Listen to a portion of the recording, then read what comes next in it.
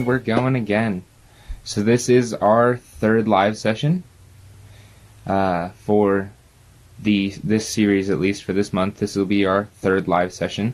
And so again, this is just a live session for all of everyone to ask questions and give me the chance to answer your questions directly on a live stream. Hello, Rish. I see you've joined. So we're just gonna get right into it whenever everyone starts to show up. And yeah, I believe we have some questions lined up and ready to go for anyone that's joining on late, or any questions that are about to start coming through, or anyone that hasn't gotten on yet. So we'll just give it a second for everyone to start joining on, and then we'll get right into it.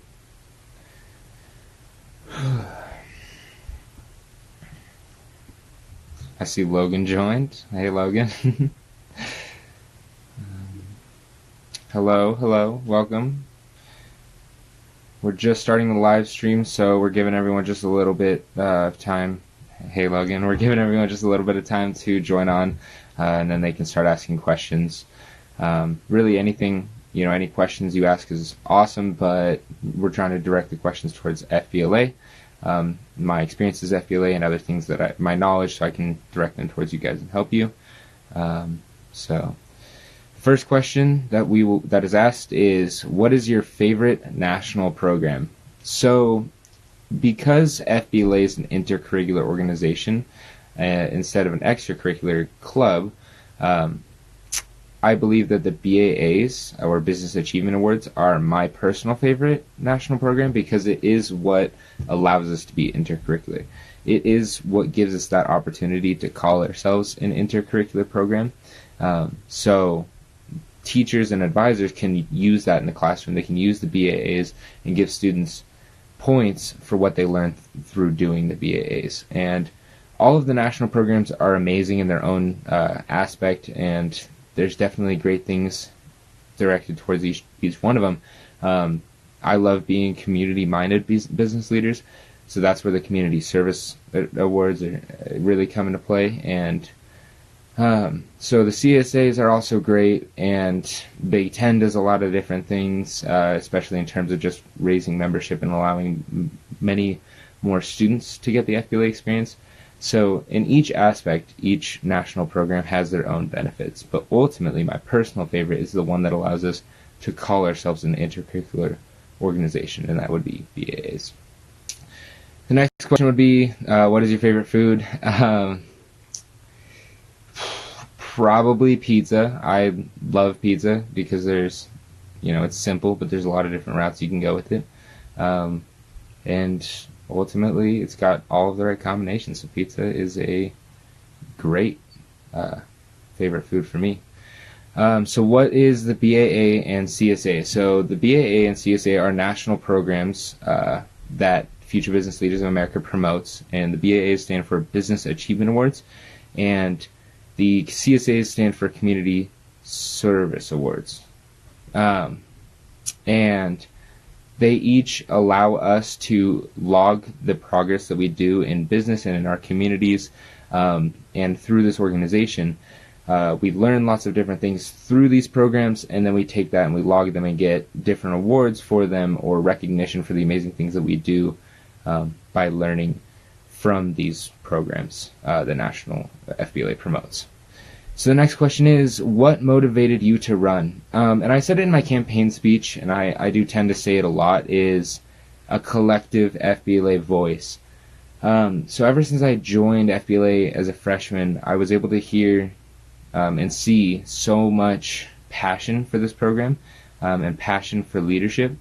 And I truly believe that the people that choose to be in this organization and really make FBLA what they want are going to be people that go out and make something great happen. They're going to go out and really change the world and become the future leaders that we say they're going to be, and they already have. I mean, alumni have gone out and done amazing things from the knowledge that they've learned in FBLA.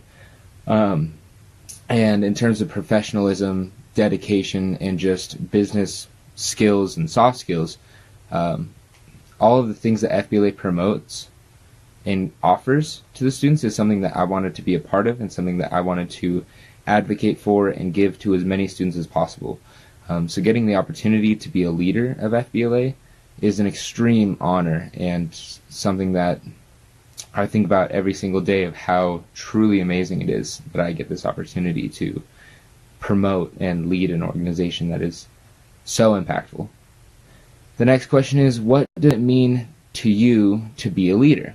Our founder, Dr. Hamden L. Faulkner, actually said, leadership is not the ability to lead others, it is the ability to get others to lead themselves. And I personally 110% agree.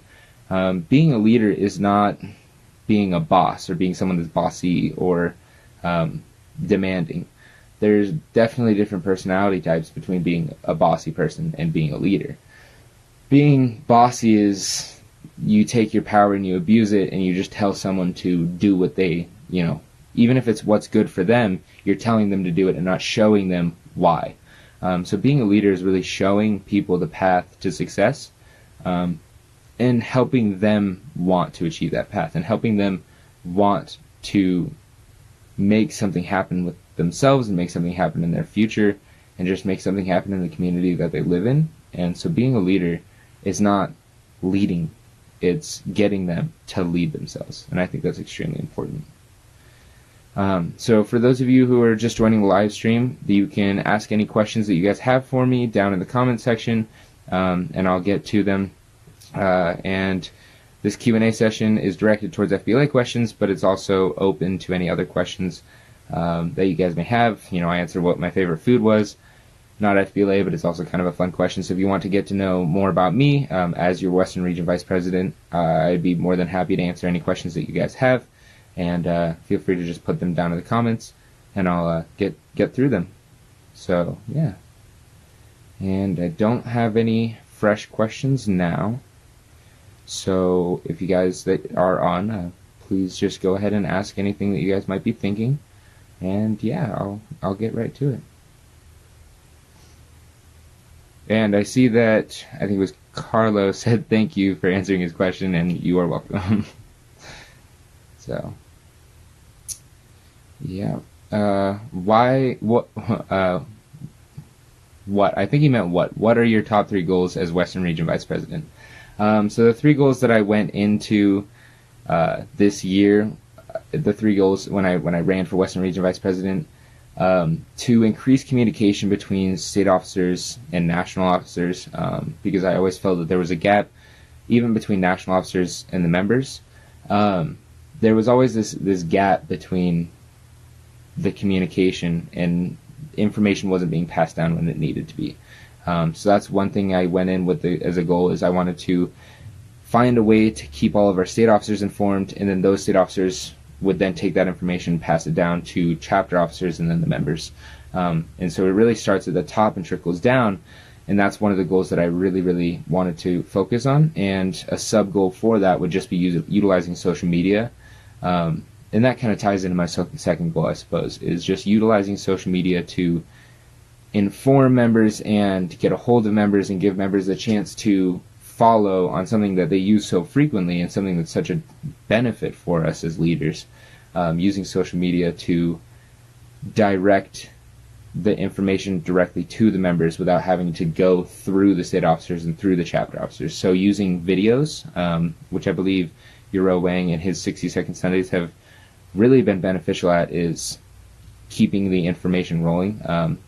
And I think that's a really great way, is using videos to benefit social media and benefit us when we're trying to pass down information, because it's much more engaging than reading a post or having to read through articles of newsletters or whatever it may be. Making a video is extremely beneficial. So that's the second goal I went into it, is making some videos for you guys and keeping you guys up to date. And I think this live stream is a perfect example of a video that's much more engaging that you guys can interact with and ask me questions directly. And then the third goal I had was part of my campaign promise. So those who were at the NLC or Oregon's SBLC, they got the chance to come up to me and ask their questions. And although it's been a very difficult process to follow each and every member and message every member, it's been a long time coming. Each member that came up to my booth got the opportunity to write a goal down on a sheet of paper, something that they have in the future, and their contact information on following up with them throughout the year. And one of my goals is just to finish that through and see it through the end, because it was a campaign promise. And although it is a daunting task, I am making my way through it, one follow at a time. But that is my third and final goal, would just be to finish out that and reach out to all those members who stuck themselves out to reach out to me and share their goals with me. And that was extremely significant. So the next question is, what is the reason you joined FBLA? So last night I touched on this. I joined FBLA because my older brother kind of led me up to a booth, and he said repetitively that he wished he would have joined. And he was an exiting senior as I was an 8th grader coming in. And he said so many times that it's such an amazing opportunity, and it's something that you shouldn't take for granted. And I tried it because, it never hurts to try. So I went for it, and it actually turned out to be everything and more that he promised. He promised that it was going to be amazing, it was going to be beneficial for me, it was going to teach me all these things that, you can't learn anywhere else. And I really did learn so much from this organization, and that opportunity is truly, truly an honor, and it's amazing. So anyone that ever is on borderline of, do I join FBLA? I always 110% am like, yes, because there's all these things that you can learn from it that I learned because I was skeptical too. And so just speaking from testimony, I think even if you're on edge of what is it going to do for me, joining because what's the worst that's going to happen is a good mentality, because you'll be absolutely blown away with what FBLA brings. The next question is, what is your favorite competitive event? Because I do really like Introduction to Business Presentation, because it's partially a role play event, but as well as a strong speaking competition. And I think that's a great one for starting members who are just getting into FBLA. That's my first competition that I participated in, and I did really like the ability to compete against just freshmen and sophomores, and so I did really, really like that event, and the topics are always usually pretty good. But I think my favorite competitive event would be public speaking, because there's a lot of different routes you can go with it, and it's extremely difficult. And that's one that I really like, because there's not a lot of guidelines as to what you're speaking about. There's just kind of the pick a goal of FBLA. So you can really interpret that however you want. But ultimately, the competitors that come out and win public speaking is, top-notch speakers. And I think that's amazing. So that was probably my favorite competitive event. The next question is, how many levels of BAAs have I finished, and what's my favorite project? So I'm on the a leader level, and so I am working towards the America level before the deadline. And that's really important, that the deadline is March 1st for a lot of national programs. So go to the National FBLA website to find out when all the deadlines are for what national programs. But I do want to achieve the America level before I'm done, because that would be an amazing accomplishment. I think my favorite one was from the future level. Is we made a bulletin board in our chapter, and that was probably the first time our pretty young chapter, we had a lot of freshmen and a lot of sophomores, our young chapter actually got together and we made a really cool bulletin board that's still up, that we now have the opportunity to update, and I think it even brought in a lot of members too. And so that was one of my favorite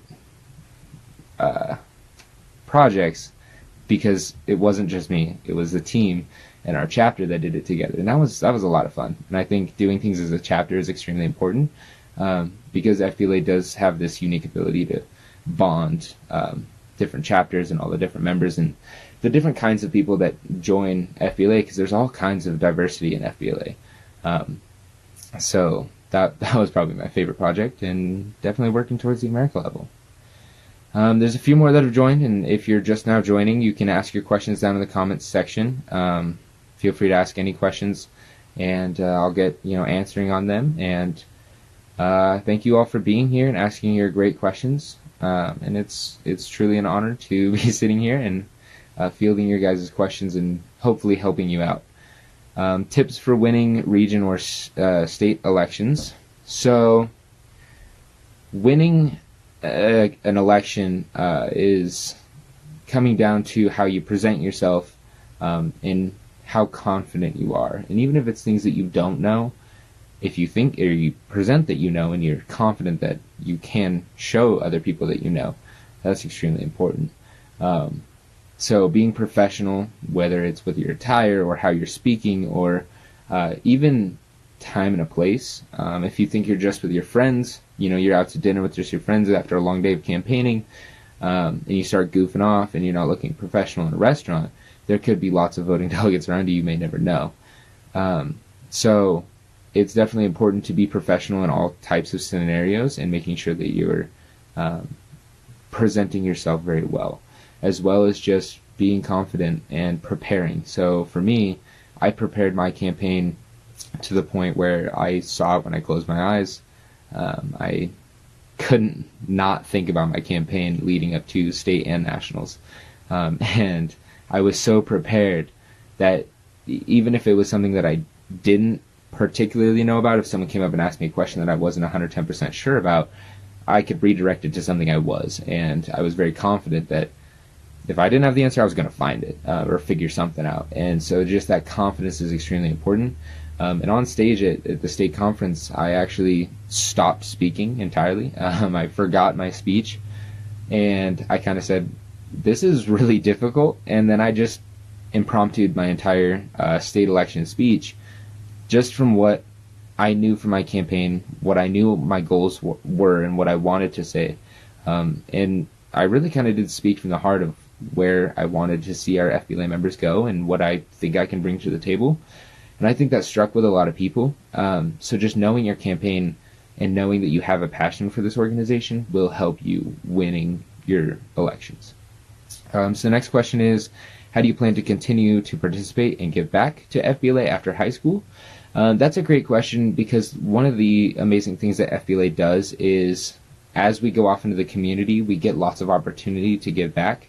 And for me as an individual, I've learned, especially fundraising for our national leadership conference, because I went as a competitor, the way I fundraised and my chapter fundraised is we went to individual businesses and we pitched basically to them and just said, this is what we're doing, would you like to support us? And I went to all the Chamber of Commerce breakfasts. I got to know all the people in the community, and they gave to me so significantly year after year after year. And just to see this community pour into me and my accomplishments and want to see me grow at least, and want to see where our high school students, our chapter members can go, is super inspiring for me as I go, after FBLA and after PBL, after I get off into my career, wherever I am, I at least want to make sure that the high school has an FBLA chapter and that more students are being given that opportunity. And I really want to just support FBLA. I think one thing in the future that I would be very happy doing is becoming a state advisor or a state officer coach, or possibly, if, depending on where I go in the next few years, if ending up in the, FBLA National Board of Directors, if that happens, I'd be more than happy to, take that responsibility. And so I do see myself progressively giving back to FBLA and giving back to our members in the years to come. And if, per se, I became a legislator at some level, I would definitely advocate for CTSO organizations. So ultimately, no matter kind of where I go, I'll find a way to give back to this organization that has given so much to me. The next question is, what do you do to retain members at your local chapter? So one thing, when I presented my workshop at the National Fall Leadership Conference in Albuquerque, I gave a workshop called 10 Ways to Motivate Members. And one of that was some of the steps were letting them lead. And so giving the members in your chapter an opportunity to find a leadership role, whether that's in a project or something that they can take charge of, and feel like okay, I've got this and I'm learning, and they're not just sitting on the sidelines. And that can be difficult when you have chapters that are 60, 80 plus members.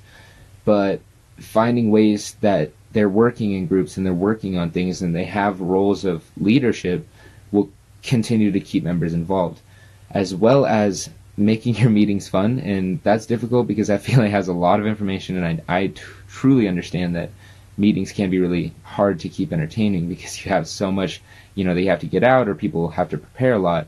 But ultimately, finding fun activities and icebreakers each and every meeting is going to be extremely important for you to retain members in your chapter, because finding a way to make it fun is going to want to make them stay. So there's lots of different icebreakers and activities you can look up. Just even on Google, you can search them up, and they're all in their own, takes and ways. They can be really engaging for large amounts of members or even a smaller chapter. Like my own, I come from a smaller school, and so we have a smaller chapter. And so we do activities that allow us to kind of bond with one another, and we kind of grow as a chapter and become much more unified. And that's really amazing, especially in making them want to stay in FBLA. How do you develop a good campaign theme? So ultimately, when I developed my campaign theme, and you really, you can't go entirely wrong as long as you keep the members in your mind.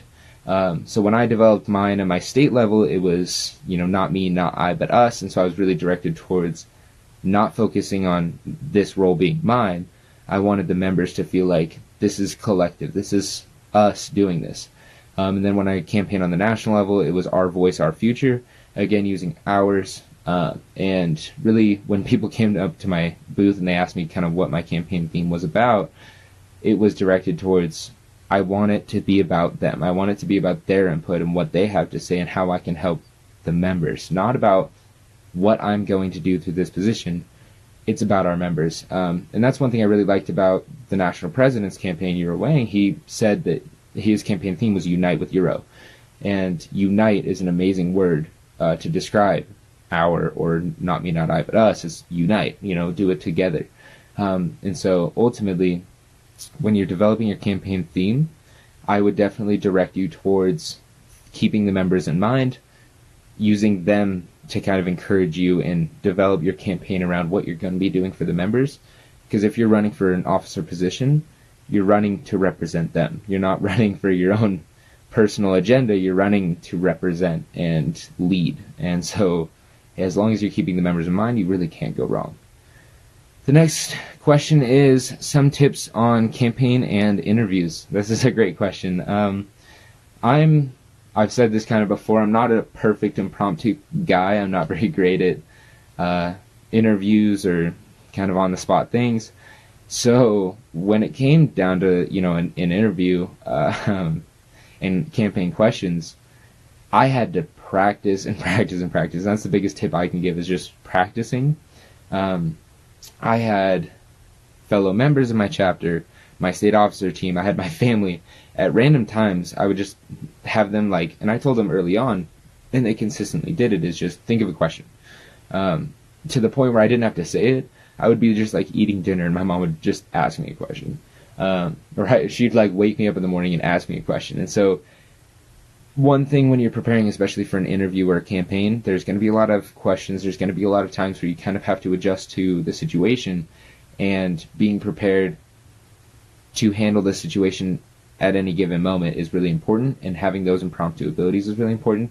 And there's no better way to get that than just practicing and having people support you in asking questions. And that's one thing that helped me a lot. And I'm still not perfect at it. I mean, I don't always come up with the best answers to questions, but it did give me the ability to at least be confident in what I was saying at the moment, and be confident that I'll come up with something. And that really did help me settle my nerves, especially at the Q&A session when I was campaigning. That was a big thing. It helped me settle my nerves and go, okay, I know kind of what I'm talking about, so I can handle this. And then in the interview, the same thing. I was able to express my passion because I was confident about it. So the next question after that is, how can sponsorship benefit FBLA? So Define sponsorship. So for the person that asked this question, could you define sponsorship? Do you mean like national sponsors, or are you talking about like sponsors of people who sponsor students to go to a national conference? If that kind of helps you direct your question a little bit. But I'll jump to the next question until I kind of get that clarification real quick. What were your experiences prior to running for office?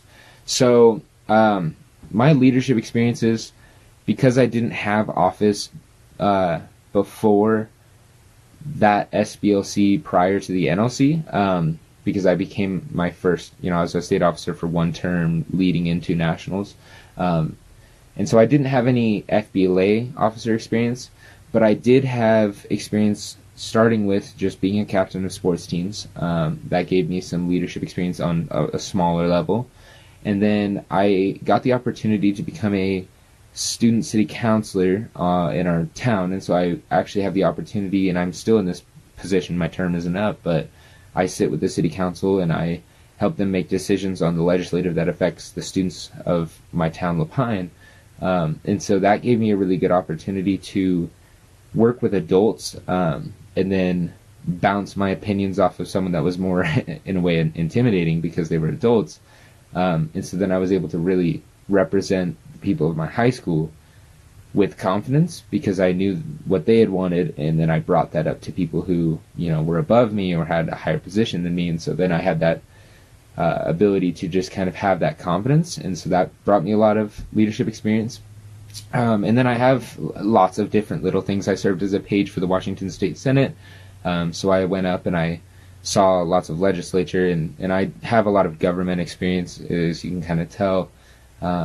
So that all kind of accumulates through different things that I've done in my life to lead up into this position of really hearing your guys' voice and then representing that. And that's my biggest thing, is just representation for the members. And so that's really important to me, and that's kind of where my experiences prior to national office came from. National sponsors, so that kind of answers the question before. National sponsors for FBLA are really important for our competitive events. So if you win your competitive event at nationals, you get a check right there on stage. And I believe that through, I want to say 3, but don't quote me on it, the top 3, maybe top 5, I don't know, all receive different amounts of cash for winning. And that money comes from sponsors, national sponsors, as well as just, different abilities to fund the conferences that we go to and that kind of thing. So national sponsors are really important in that retrospective. The more sponsors we get, the more opportunities we give the kids to go on that. If someone wins their event and then they're going to college, they can use that money directly for college and that kind of thing. And then scholarships as well are big for national sponsors. So the next question below that is a few tips on motivation towards FBLA. So like I had said before, a few other things that I kind of explained in my workshop in motivating. So I touched on icebreakers. Allowing them to network is really important, because ultimately when they network, then they become competitive. So if there's 2 members that are kind of doing one position or one competitive event, they'll become motivated to work on that, as well as I said, letting them lead. I'm trying to reflect back on my workshop. Few other things for motivation and motivating your members in FBLA.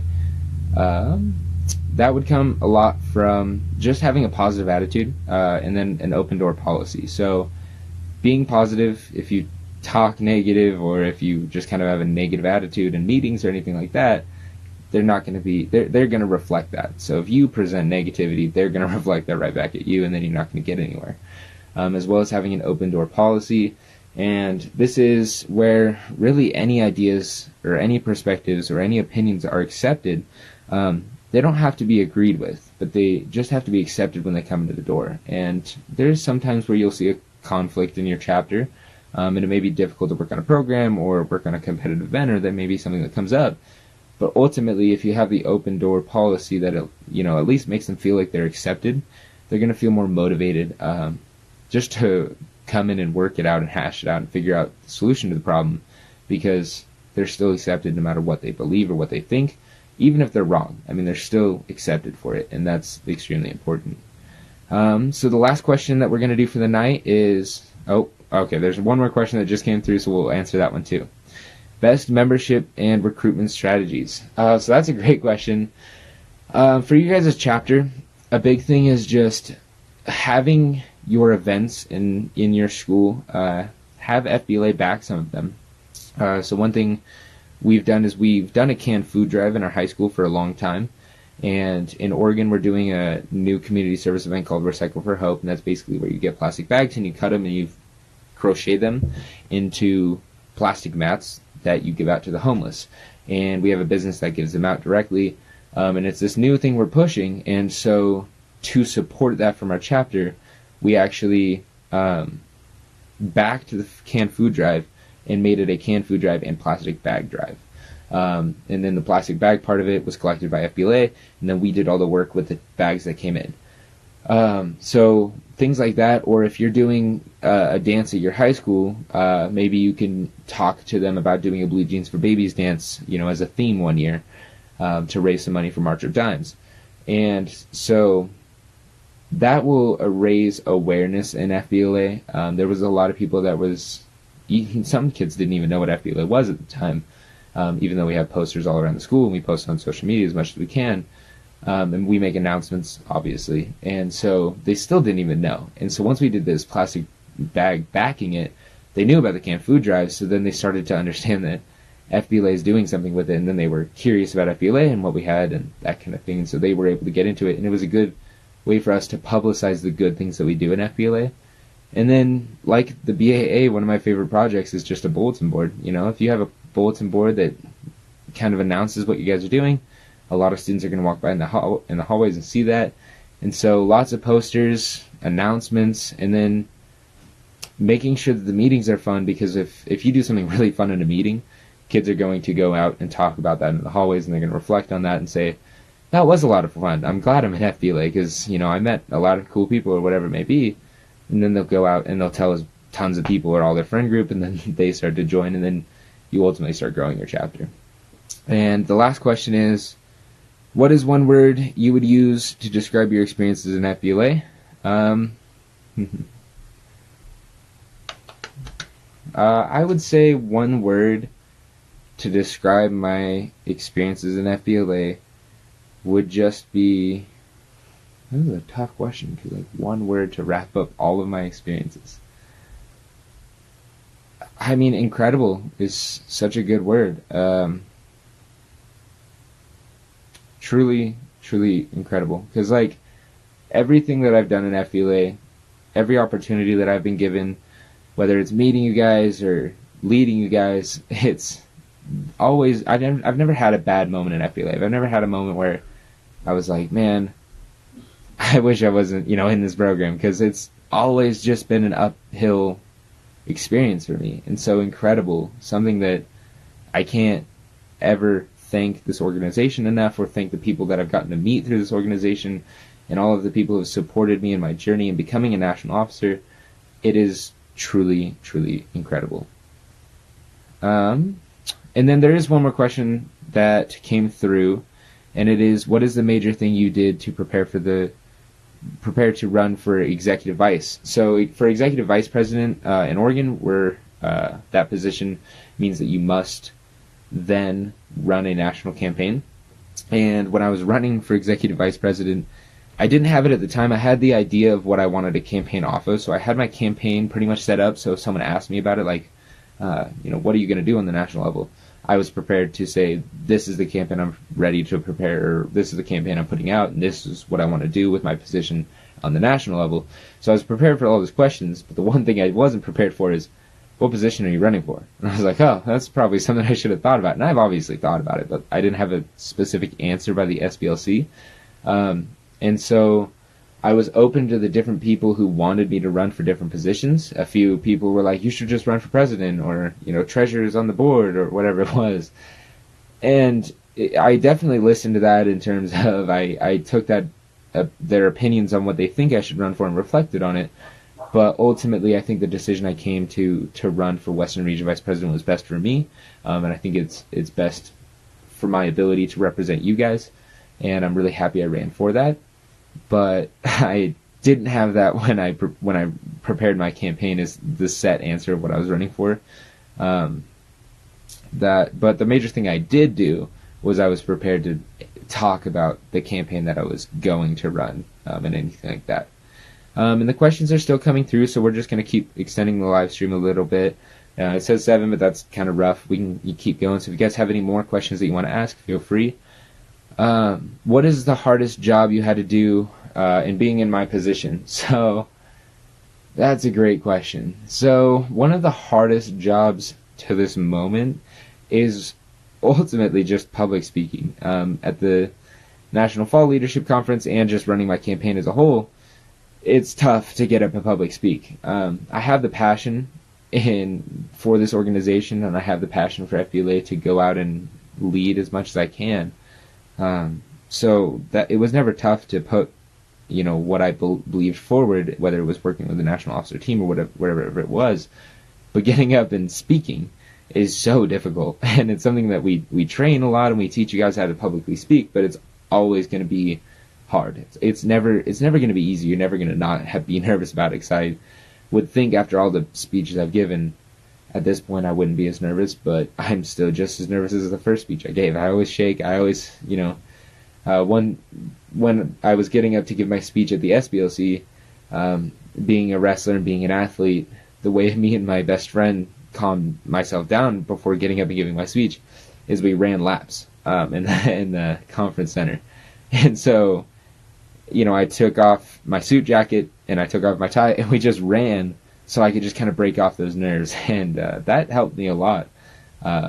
So getting up and then speaking is really difficult, and that's really hard for me, but I've kind of found strategies to become better at it, and I'm extremely excited for the NLC and getting the chance to be on stage and speaking, because it's my biggest fear, so might as well go all out and speak in front of everybody. We'll see how good I can get at it. The next question below that is, what were some of your campaign ideas? Some of my campaign ideas was getting the representation down from the members, the people that ultimately look up to us for guidance, especially, if they have questions or anything like that. So I wanted to bridge the gap between national officers and state officers, national officers and chapter officers, and national officers and members. And one of those ways being through social media, being through videos, and being through live streams just like this, where you guys can actually ask questions of me. I believe that that's extremely important, and so that was one of the ideas I had, was it's our voice, it's our future. So I wanted to make sure that the members had a voice, and they had something that they felt like they could speak. They felt like they were heard, and that was extremely important for me, especially being that I only have one term. My biggest thing is not to make some new initiative happen, and we've done that. And that's something that I'm always open to, and I want to look forward that for the future. But my biggest idea, my biggest goal was give the members a voice, give them something that they believe they're heard, and that was extremely important to me. Another question below that is, what would be your tip on running for state office?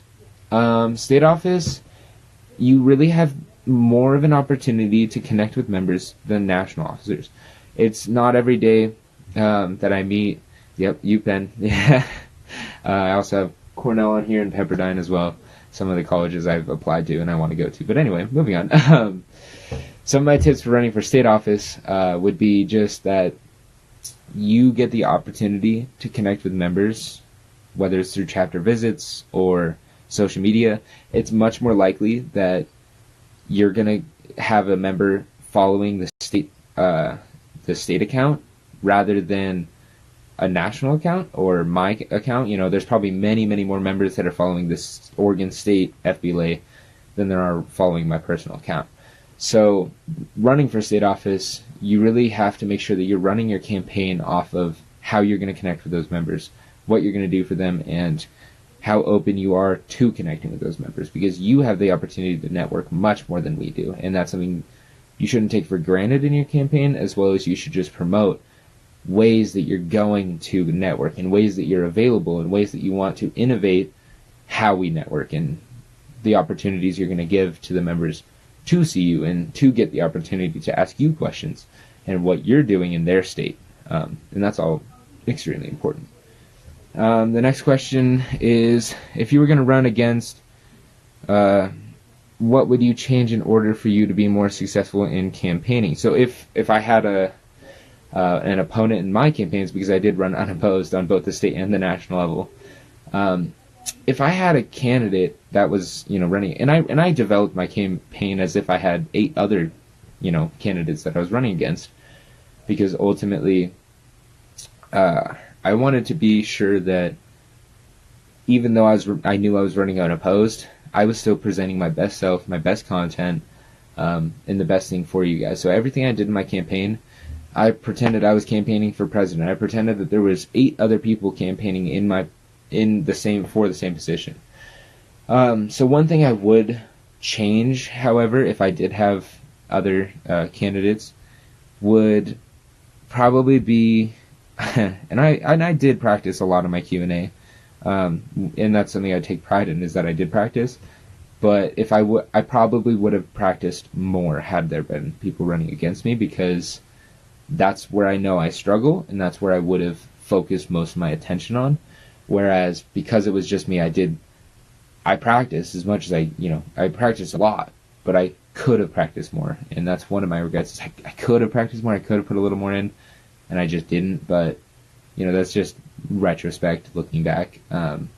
Not ultimately a big negative in my campaign, but if I wasn't unopposed, I would have wanted to make sure that any other candidate that was on there, I knew I could present my passion in a Q&A session, more than they could.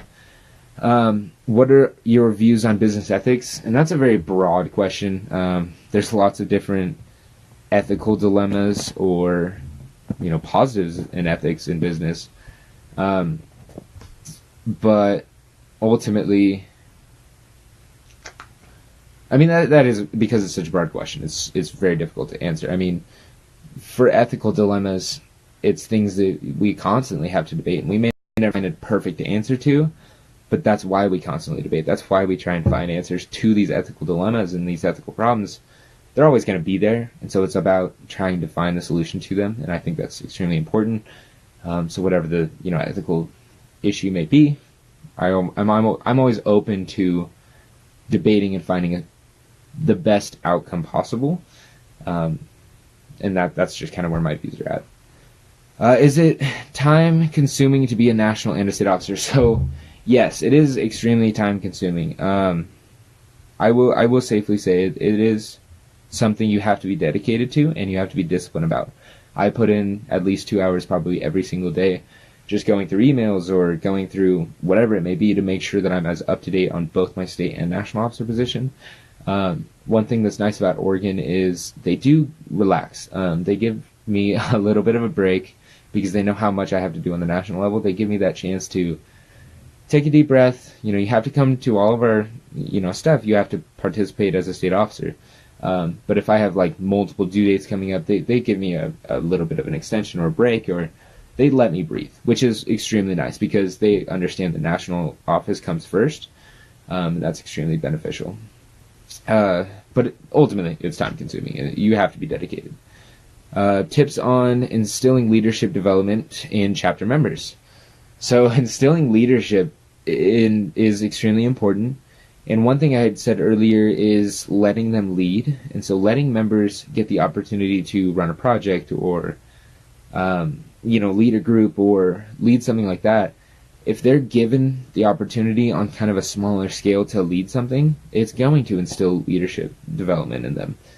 And doing things as a chapter as a whole, or at least showing the way, if you're, say, the chapter president and you want to help your chapter members develop these soft skills in leadership, do them yourself, show them yourself, go out and present yourself in as much of a leader way as possible, because they're going to see that. Because if you're in a chapter officer position, or if you're chapter president, your chapter members are looking up to you before they look up to anybody else.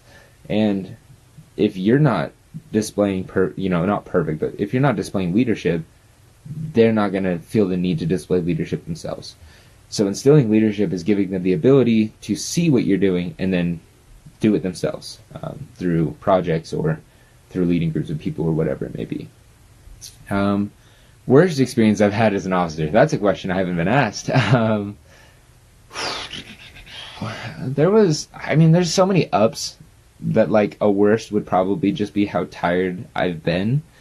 I've never had like a big dilemma working with my state or national officer team. There hasn't been like this big problem that's just like, oh, I hated this. It's always been pretty good, and there's always going to be rocky roads, but there's nothing that's like worst. Probably just how tired I've been coming back from conferences, which is fine because it just means that we worked hard as an officer team. But I was tired. I was dang right tired. That sucked. I mean, it wasn't great because I just wanted to, and you work a lot of weekends, especially if you're going up on a state retreat. You're going to work weekends and you're going to be up there for a few consecutive days. And then I would get home and I would probably just sleep for 12 hours because I was just super tired. But it's not a worst because looking back, I mean, we put in so much work. We got so much done because we're so dedicated about FBLA. So that's, being tired, it happens. So that's kind of the answer to that question. What advice would you give for someone who wants to run for my position on both the state and national level? So I would assume that question is coming kind of from Oregon. So running for my position on both the state and the national level, and so running for executive vice president of Oregon and then running up to Western Region vice president of the nation, my advice would just be look for the diversity in FBLA because there's a lot of different experiences. I've seen that a lot of my terms. There's a lot of different outlooks. There's a lot of different opinions. There's a lot of different people who have different outlooks and gain things from FBLA in different ways. Some people find, a family, their best friends in FBLA. I've found so many of my best friends to be from other chapters in FBLA that I met at state conferences. I actually met Faith Edwards, our Oregon State president. I met her at the national conference the year before, and we were like best friends at that time. And then, ironically, we ended up both running without ever mentioning it. And then both being elected. Like, it was such a weird coincidence. But one thing is that and when I talk to her, is there's so many different opinions and so many, I may be gaining leadership skills and I may be gaining this experience of a national officer title, but some people gain a family, some people gain interview abilities. They gain different things and they come to FBLA for different reasons, and there's lots of diversity and just outlooks in FBLA, and so definitely being open to all of them. Never closing off one person's opinion or one person's outlook, accepting that into your own, and adjusting your outlook on FBLA from that. And then, did it ever interfere with your work or classes? So, I do miss a lot of school, which is tough, but if you're as dedicated to FBLA as you are to succeeding in school, you can handle it. You can make it happen. One thing I will say from my experience is that it's not impossible. It's if you're like questioning whether or not you can make the time work, if you're questioning whether or not you have the ability to make it fit in your schedule, you can. I can safely say you can. I am a dual sport athlete, city councilor. I am a state and national officer, and then I take AP hard classes. And somehow, and I've kind of had to draw back on my social life just a little bit, not a lot, not all the way, but just a little bit in terms of when I choose to go out with my friends and when I choose to watch TV or put in work when I know I need to. So just having that discipline and being passionate about FBLA, yeah, you can make it totally work, especially with your classes. And even if you're an athlete, you can make FBLA work. You always can. What are some improvements you want to see on the upcoming years on FBLA? So just continuing our pattern of improving social media. We don't have nearly as many people following our social media accounts or tuning into the information as we need to have. And that's really difficult to do, and there's no perfect answer on how to get there.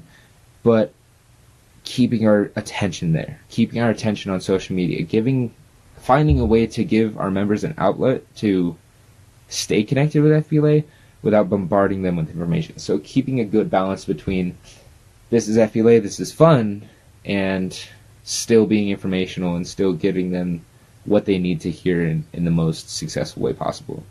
There's probably lots of people that would have tuned into this live stream, but they don't follow my account, and they don't maybe follow my counsel's account, so they didn't get the update. They didn't know about it. So that's one thing that's just a bridge that we have to continue to try and fight for, and we have to continue to try and overcome. Did it ever scare you not getting the leeway that might be needed near a due date? Oh, yeah. So, I have to do a fifth of the month report for the state officers. And that's one thing, if you're running for Oregon State Office, you'll have to do a fifth of the month report every month. And then on the national level, we have monthly reports as well. And there was one time that I was focused a lot on my monthly report on the national level, and then I kind of low-key forgot about my fifth of the month report. And so I actually missed that deadline because I completely forgot about it, and I was really worried about it. So I emailed my state advisor, and I was like, I'm so sorry I'm late, and oh my goodness, I didn't mean to. And they were very understanding of, you have to do too, we get it. So there was one time that I was super scared about that. But ultimately, we're all people. I mean, we all make mistakes. We all miss deadlines. We all have, things that come up. It's going to happen, and just dealing with it as professionally as possible, and you'll get through it. I mean, I got through it. It was easy. So once you just kind of deal with that situation when it comes, looking back, it wasn't really that bad. I mean, I missed it by like a couple days. It wasn't a huge deal. They understood it, and then we got over it like it was no big deal. So that was kind of my big scare at the time, but now it really wasn't that big of a deal. What is your vision for FBLA? I envision FBLA. So right now, currently, we've kind of had a decrease in membership, and we've been struggling to raise that. But I think there is a future for lots of advocacy for FBLA, whether that be from advisors or teachers or states, boards of education. There's going to be a big rise in CTSO organizations when people start to see exactly what we're doing and the benefit that it has on students. And so in the future, I do see FBLA growing, extraordinarily. Like, we're going to be pretty dang big because a lot of people are going to start to see the things that come from FBLA and the things that FBLA has to offer, especially as we start to reach worldwide and reach out to, chapters in China and chapters even in Panama, and as we start to branch ourselves out, we're starting to give more students the opportunity and more people to be receptive of our message. And so that's kind of my vision and where I see FBLA going. Are there a lot of paperwork that comes from being a executive and national officer?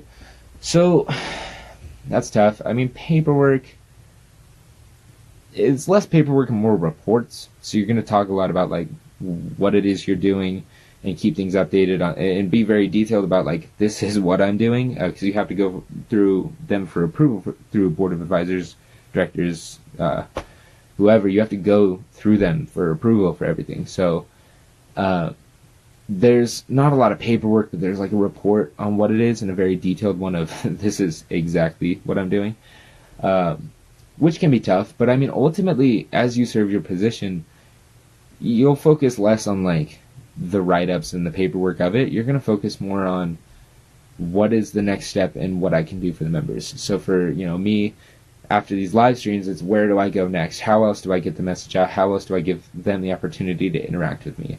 And we've actually started some cool ideas that are going to be coming in the future. But ultimately, the paperwork, it's not that big of a deal. You're going to be focusing so much on initiatives and projects, you won't even notice. It'll be fine. Goal for my term this year. So I've kind of answered this. My goal, at least especially heading into the second half of my term and as we start getting into SBLCs and regional conferences and then the NLC, obviously, my goal is to use social media in as many ways as I can, because especially at conferences, this is your guys' chance, if you're following us, to see really what's going on at conferences and behind the scenes and things like that. So that's my biggest goal, is to utilize social media to keep you guys updated and give you guys the plug to listen in on all the amazing things that are happening. What is your campaign platform for being a state and a national officer? So my campaign platform for my state office was not me, not I, but us. and then on the national level it was Our Voice, Our Future. And both of those kind of had the same ideas behind them, is giving you guys a voice. I'm here to represent you. It's not about me and what I'm going to do with a position specifically for me. It's about what I'm going to do to represent you and your voice, because I want ultimately to hear you guys. If anything, I want to be an microphone for you guys, so as you speak, I'm listening, and then I'm going to portray that onto the National Officer team and through our projects and initiatives. So that was kind of my campaigns. If there's any more last minute questions, feel free to ask. I'll be on for the next couple minutes and just giving you guys a chance to ask. And if not, thank you all for the amazing questions. And sadly, this is the last time we're going to do this, for this session at least, because we did one on Monday, Tuesday, and then today. But there will be more live stream Q&A sessions in the future, so I would definitely stay tuned. I think me and Garrett Koch have kind of come up with a pretty cool idea, so I would just stay tuned for that. One more question: do you have a favorite campaign saying of the two? So when I didn't understand entirely that you have to campaign with a different campaign for state nationals. You can't have the same campaign going through. And initially, I really liked the "Not Me, Not I, But Us," because the logo I made for it was pretty cool. And I think you could probably find it on social media, but the logos that we kind of came up with and the ideas that we were able to incorporate from the "Not Me, Not I, But Us" was pretty I thought it was pretty cool. But because I won a national officer position from Our Voice, Our Future, I have to have that one as my favorite, because that was such an experience. So that one was my favorite, but it all started with "Not Me, Not I, But Us," and I was trying to be really, clever about that one. So I like them both so much. It's so hard to tell which is my favorite between the two. Why did I decide to run? I decided to run to, like I've said before, give members a voice, hear you guys, because I have such a strong passion for this organization, and the things that I've learned and the opportunities I've been given and the support I've been given from everyone in FBLA and everyone in my community because of FBLA and my family and everything. Because of all of that, I decided that I need to advocate for this. I need to give as many members as possible the same opportunities I've been given.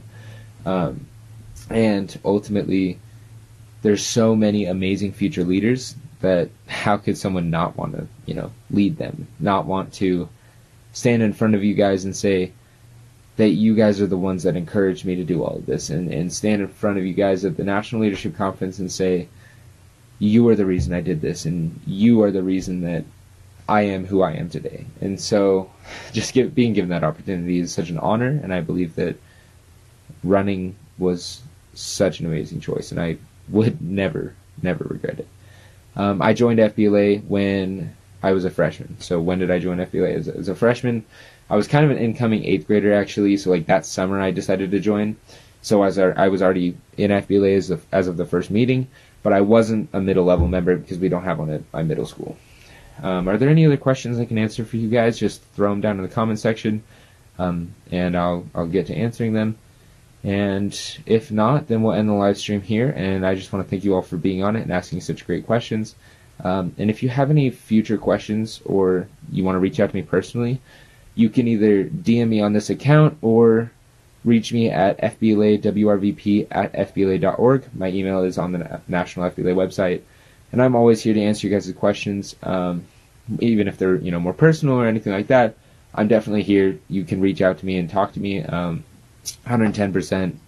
I will get back to you. So if not, then we'll end the live stream here. And I just want to say thank you all one more time, and stay tuned for future things that are going to come, that are going to be promoted on this channel or this account for FBLA. This is where I'll keep you guys updated. So thank you all.